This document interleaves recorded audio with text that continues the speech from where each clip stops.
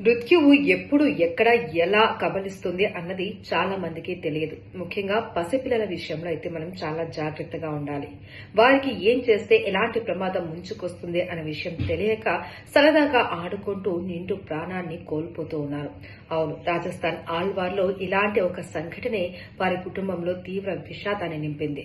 తమ తల్లి లేకపోయినప్పటికీ తండ్రి ఈ ఇద్దరి పిల్లల్ని ఎంతో అల్లారుముద్దుగా పెంచుకున్నాడు. టీనా, లక్ష్మి. టీనాకు 8 సంవత్సరాలు, లక్ష్మికి 5 సంవత్సరాలు. వీరు సరదాగా ఆడుకుంటూ కారు లోపలికి వెళ్లి కారు డోర్ లాక్ వేసుకున్నారు. అది తీయడం రాక వారు లోపలే ఉండిపోయి ఊపిరి ఆడక మృత్యువాత చెందారు. ఈ విషయం తెలియక వారంతా కూడా చుట్టుపక్కల ఎంత వెతికినా తమ పిల్లలు కనిపించకపోయేసరికి సీసీటీవీలో వారు గమనించి వెళ్లి చూడగా అప్పటికే వారిద్దరూ కూడా ప్రాణాలు కోల్పోయినట్లు తెలిసింది. అందుకే చిన్న పిల్లలు ఉన్న ఇళ్లలో చాలా జాగ్రత్తగా ఉండాలి. ముఖ్యంగా ఇలాంటి వెహికల్స్ ఉన్నప్పుడు మనము అప్రమత్తంగా ఉండాలి. పిల్లలకు తెలియక వారు ఇలాంటి చిన్న చిన్న పొరపాట్లతోటి నిండు ప్రాణాన్ని కోల్పోతూ ఉన్నారు. కుటుంబాలలో తీవ్ర విషాదానికి కారణమవుతున్నారు. సో ప్రతి ఒక్కళ్ళు జాగ్రత్తగా ఉండాలి.